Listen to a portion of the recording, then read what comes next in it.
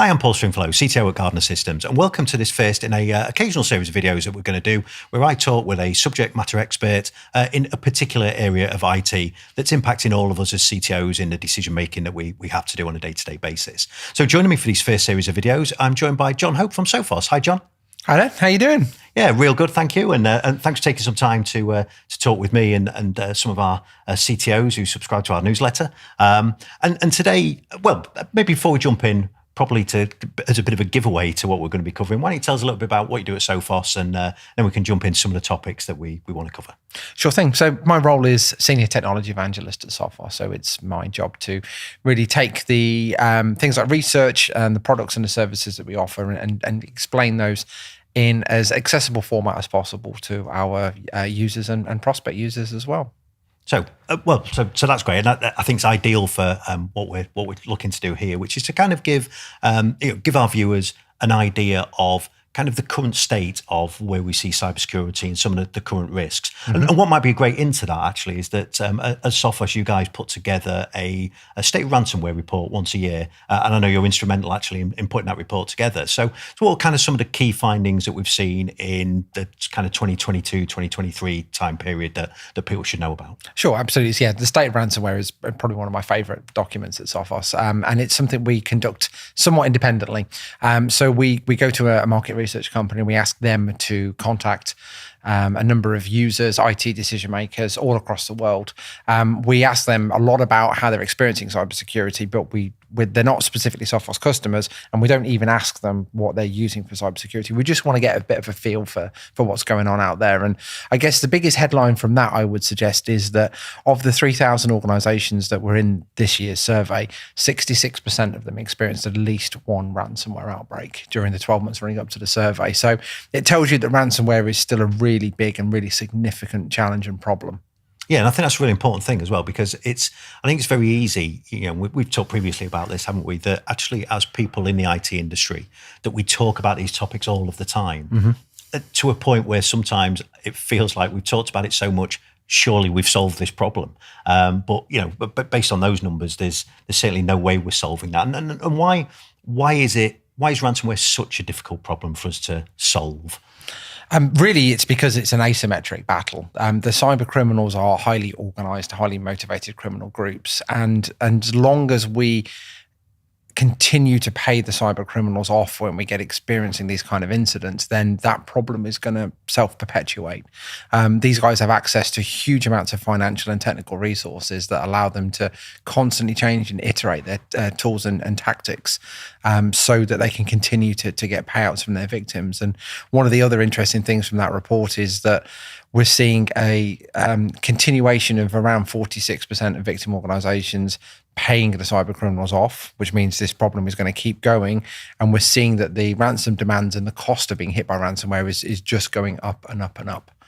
So actually you mentioned in there about the amount of people who pay kind of the ransom. Mm-hmm. I mean, maybe we can dig into a little bit more about what those ransoms looks like. But I mean, what from a Sophos point of view, and I appreciate all cases are different, but what's kind of the general advice about if I'm a CTO, I'm looking at this and going, well, should I pay it? Shouldn't I? What's the general view? Should we be paying ransoms in such incidents? Well, it's very easy for me to answer that, given that it's a hypothetical question. Yeah. But in an ideal world, you wouldn't pay the cyber criminals off. Having said that, I am not the owner of a factory that's sitting idle because all of my machines have been encrypted. I'm not a doctor in a hospital where I can't access patient records. So, it's very difficult when that's your reality. But if we can avoid paying the cyber criminals off, that's a good thing. It means from the social and moral and ethical stance, then if we continue to pay, then this problem is going to continue to self-perpetuate. It's not great, actually, interestingly, from a return on investment point of view either. So the cyber criminals do want to give you your data back, but they don't always necessarily invest the most in mechanisms to do that. So you're only going to get typically 60% of your data back. Virtually nobody in our survey got all the data back once they paid the criminals off. And it's not necessarily a quick win either. It's actually significantly quicker to recover using other means than paying the cyber criminals off. So there's a whole bunch of reasons why in an ideal world, we shouldn't really be engaging with the cyber criminals. Yeah, and it was interesting because actually I've read the ransomware report, and we may talk a little bit later about how people can access it, and maybe I'll make sure we get links in the show notes. I've actually put links in a previous version of our newsletter as well, so people can go and request that. It's freely available, isn't it, as a report? It is. It's a massive resource. It's hugely useful. So yes, everyone should go and take a little look. And one of the stats that really jumped out at me actually was that kind of thing about speed of recovery and cost. And it was interesting that kind of for those who were less well protected in terms of backup capability, they were the ones who were most likely to be. So while actually the quick recoverers, there wasn't a huge difference between paying ransom versus recovering from backup. Actually, for those who took much longer periods, it pretty much in all cases, it was because they were negotiating for ransomware recovery as opposed to using backups. So backups and recovering in that way is normally a much quicker way of recovering. It is. And if you pay the cyber criminals off and they give you the decryption keys, often you'll find that you don't get the data back in the same structure. It's not in the same place. It's not in the same formats. And it's a long road, and it's a painful road if you go down that route.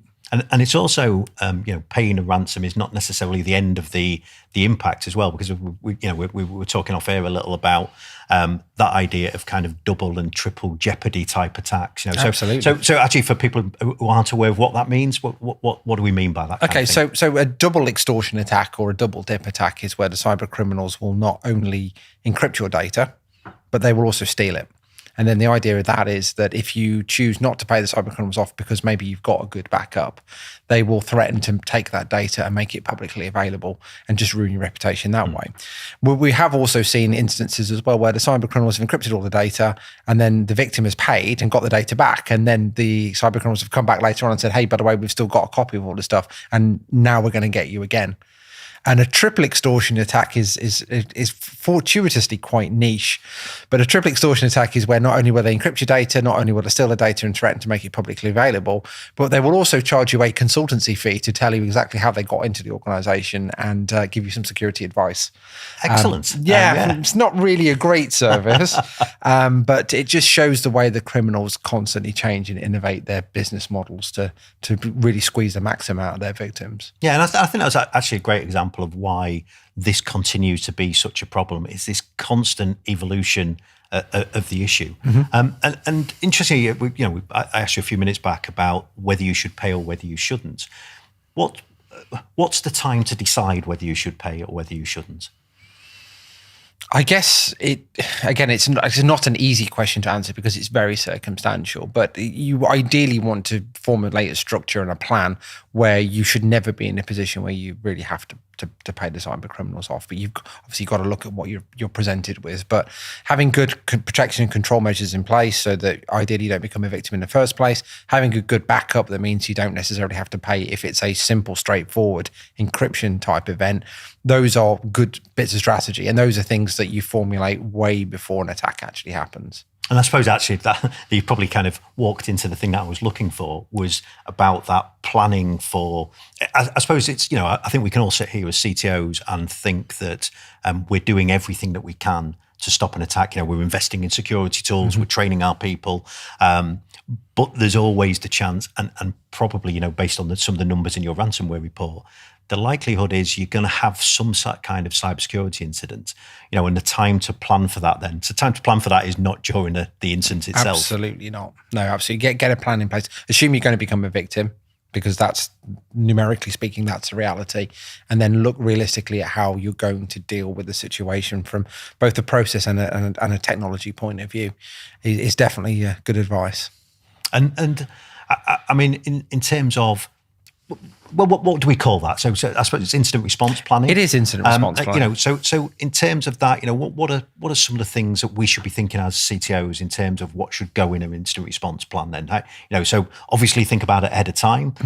But what are the kind of things that we'd want to consider? What are the things that we want to make sure we include in it? So it should be an all-encompassing document as far as possible. I mean, you're never going to be able to document every conceivable possible thing that's going to happen to the organization, but look at who you are as an organization, what the likely routes in for the cyber criminals would be, what they're likely to do when they get in, and then look at what your priority orders are in terms of protecting data, So sometimes the attacks are sufficiently slow burning that maybe you can take some things offline and protect the data that way, and then look at how you recover, what is the priority in terms of recovery, and then at the same time looking about your external communication. So how are you communicating to your customers or your service users, depending on the kind of industry that you're in? If you're not able to provide the product or service that you do, how do you communicate if you've got users' data that's been compromised? What are you obliged to do from a regulatory point of view?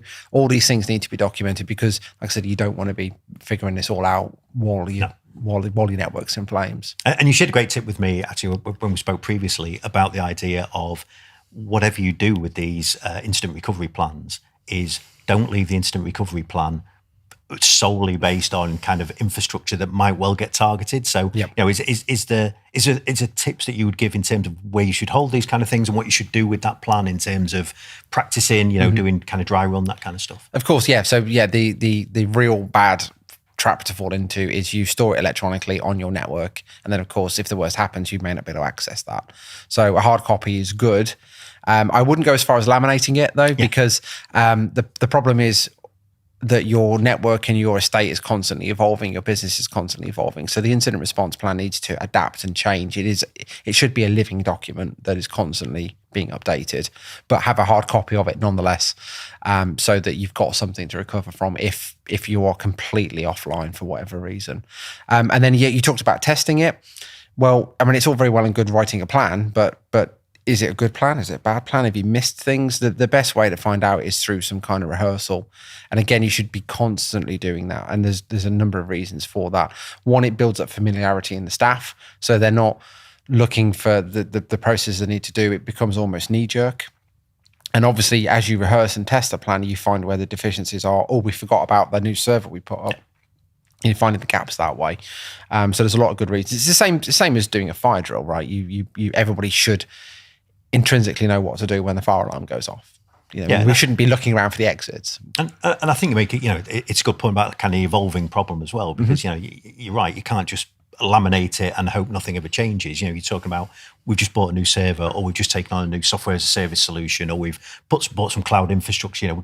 We've employed some new people. We've bought a company. There's lots of things that are going to change all of the time that you keep these things live. So ransomware continues to be a major issue, of course, for organizations. But, as a CTO, what are some of the other areas of security? What either in terms of security defenses that we can build or security problems we should be aware of? What's some of the other things that you see commonly from a Sophos point of view that the organizations struggle with? Okay, so understanding what is good practice is a real challenge, because there's a lot of organizations that, like us, we're a commercial organization. We're ultimately trying to sell you our wares. And everybody has a slightly different view on the thing that's most important, because obviously our judgment is colored by the things that we're producing. So if you want some good external advice, then looking at even simple things like Cyber Essentials, right? This will tell you what is good from a technology, from a process, and from a people perspective. It's a good, I wouldn't say it's a tick box exercise, but it's a good process to go through to make sure you're doing the right things for cyber.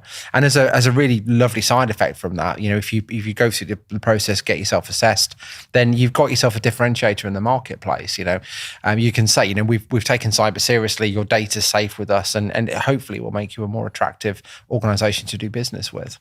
And certainly one of the challenges that we see talked about kind of a lot is the resource problem. So finding good cybersecurity professionals, maintaining them, having enough of them so that you can protect your organization. I mean, is that something, certainly something we get asked a lot at Gardeners, but is that something that you guys see, and, and what tools and what solutions are available to help companies deal with that? Okay. Yeah, really good question. So, the first bit of emphasis is if you're going to do cybersecurity properly, you actually need human beings at some point along the way.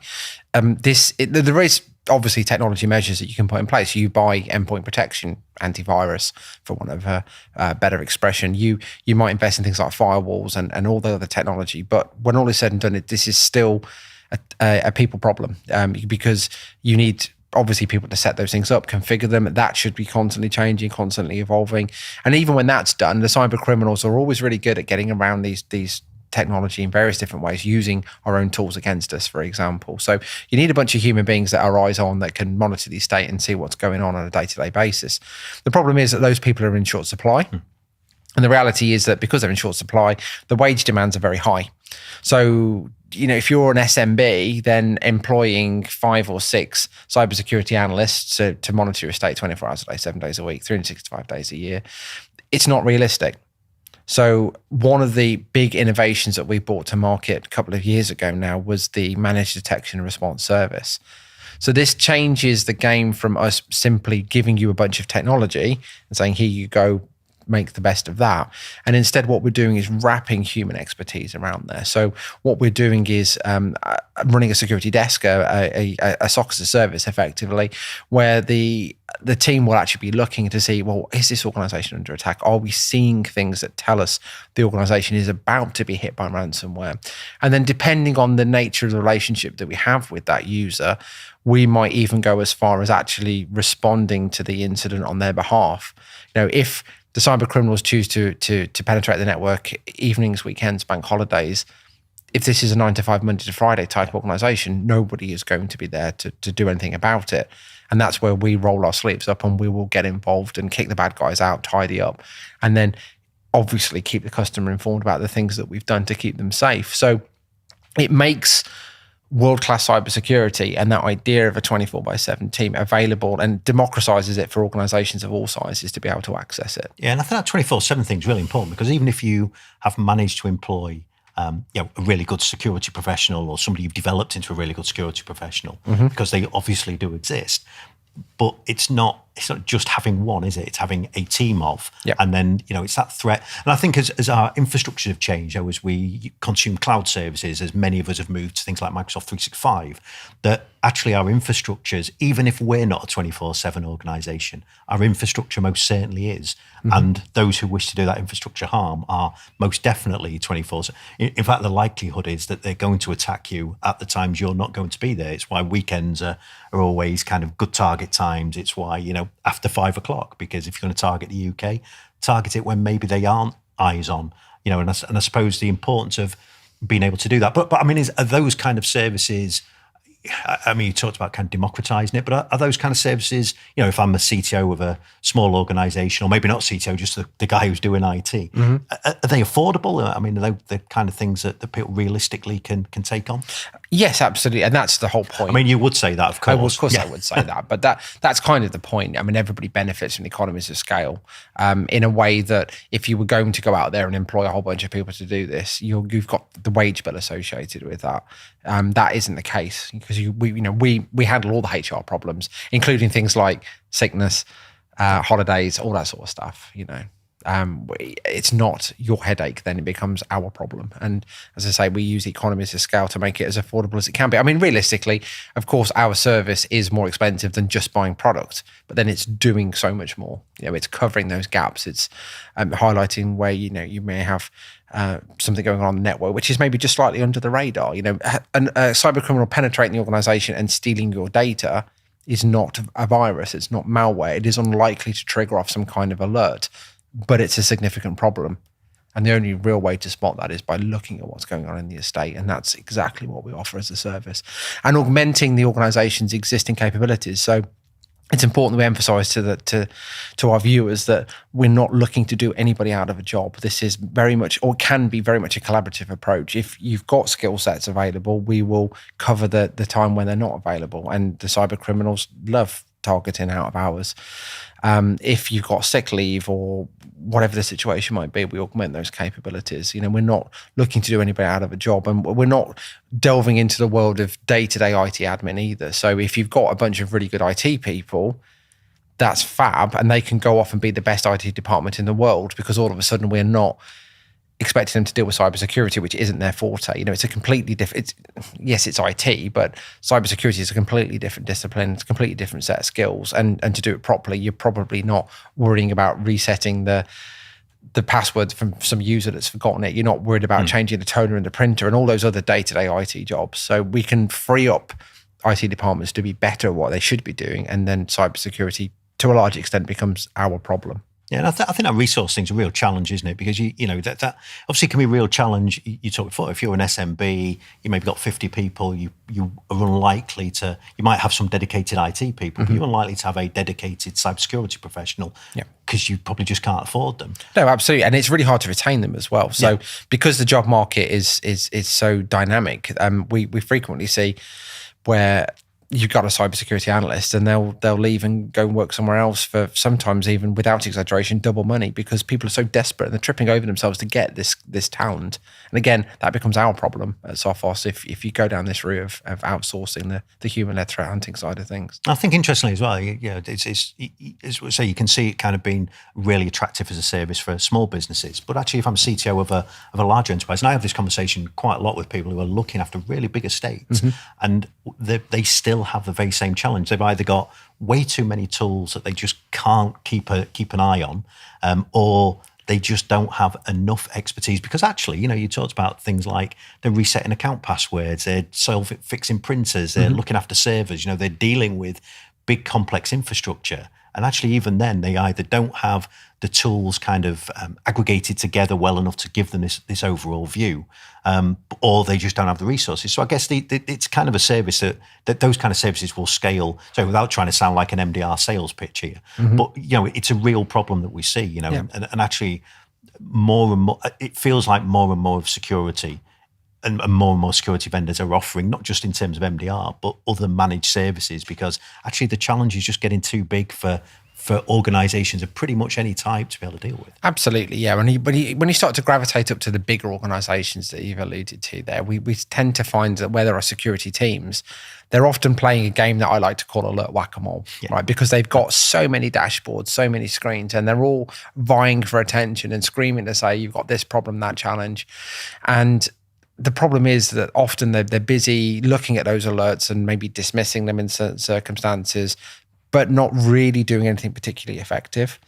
So in those kind of circumstances, our MDR desk can take a slightly different view. And instead of actually rolling up our sleeves and dealing with the problem, we can collaboratively work with the end user.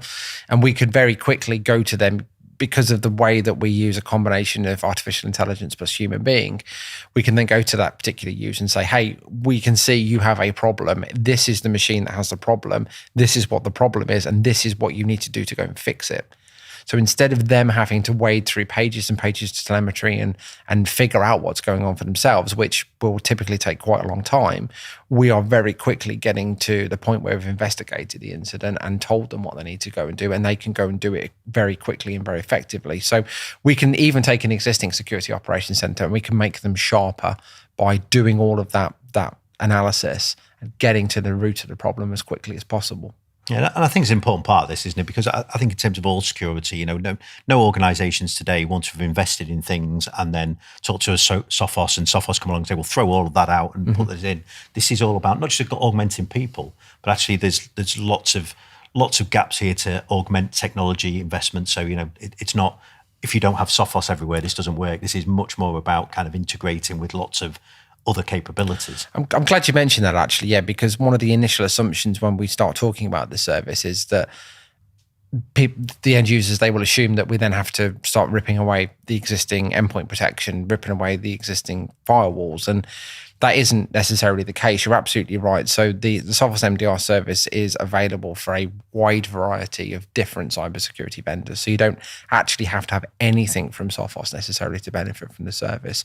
So if you've already invested in some other solution, then as long as there's an integration built, which in many cases there are, we can take the telemetry from your existing cybersecurity investments and then make it better with the service that we offer. And that's really important right now, because obviously we know what the economic situation is. The appetite for nullifying investments and replacing them with other things probably isn't there. The appetite for disruption to the business isn't there.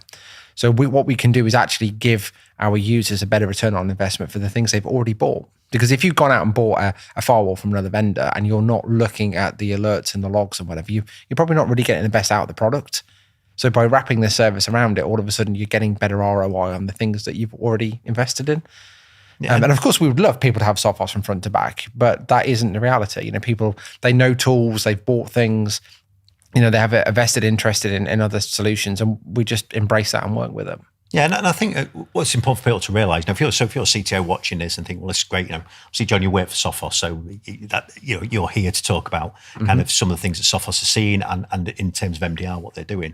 But I think refreshingly as well, that is kind of a trend from your competitors as well. I'm not aware of, some do this better than others, of course, but I'm not aware of any MDR vendor who's now today saying, necessarily you have to rip out all of the stuff that you've got.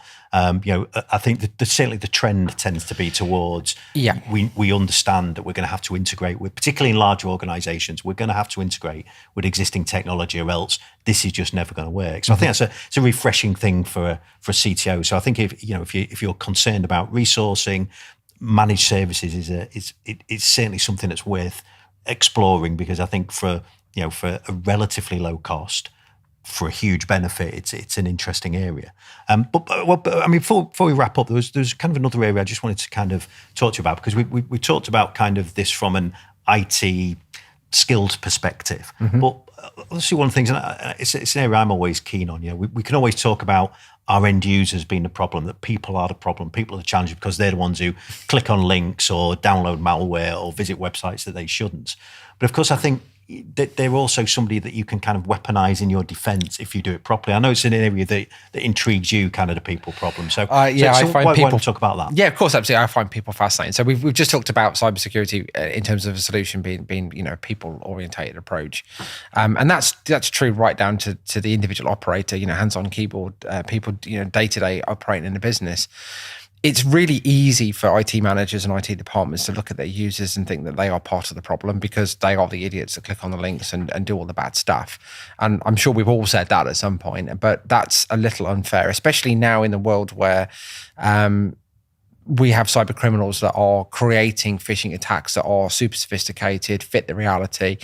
I would defy anybody that, given the right set of circumstances, they wouldn't fall for some kind of attack. That is the reality, right? But what we can do with our users is instead of constantly chastising them every time they click on the links and whatever, actually, if we invest some time and effort in training them, they can become a virtual extension of your security team. Because for every phishing email that comes into the organization and the user just takes a moment, looks at it and thinks, actually, this is phishing. And instead of carrying out the actions or responding to it or whatever the cybercriminal is encouraging them to do, instead they take that to IT and say, oh, I found this is phishing. That's an attack thwarted. That's an issue that's been averted. So one of the best return on investments of cybersecurity is actually training your users, because it has a relatively modest cost, but it will stop a lot of these human-orientated attacks.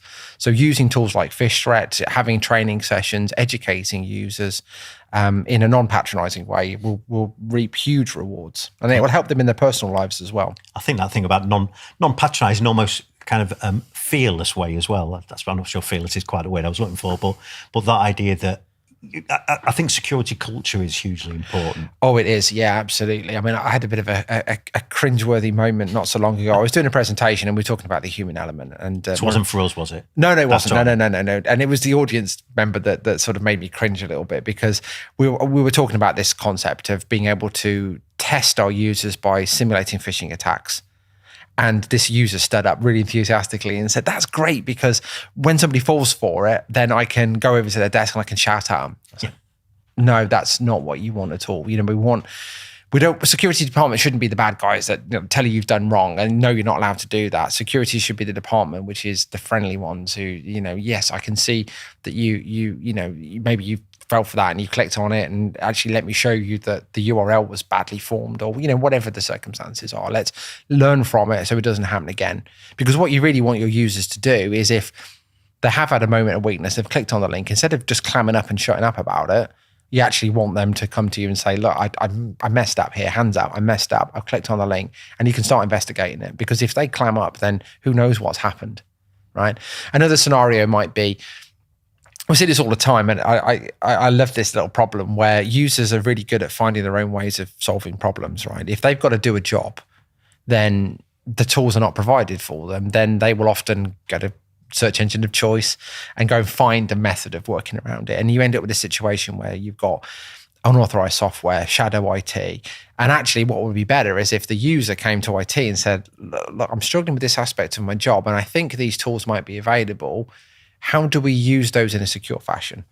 Yeah, I mean, I'm 100% advocate for this as well. I think, that if the importance of a security culture inside of an organization is just massive, because I think without that, you end up with people reticent to adopt it. Because often a lot of things that we do as security professionals inside of an organization to better protect it, often will have some impact on the way that somebody does their day-to-day job. It's may add in another step that perhaps they haven't wanted to do, or there may be a pop-up comes up on their screen saying, you can't do this now because we've deployed security. Yep. But I always think is if you haven't got the buy-in from an organization of why security is important, then you get kind of pushback for any kind of adoption. Absolutely. And it just makes your life harder as a security pro. I mean, prime example there, you're absolutely right. So rolling out multi-factor authentication, right? So we all know that passwords are bad, right? And that passwords can be broken easily. So the obvious mitigation to that is you start rolling out multi-factor authentication everywhere.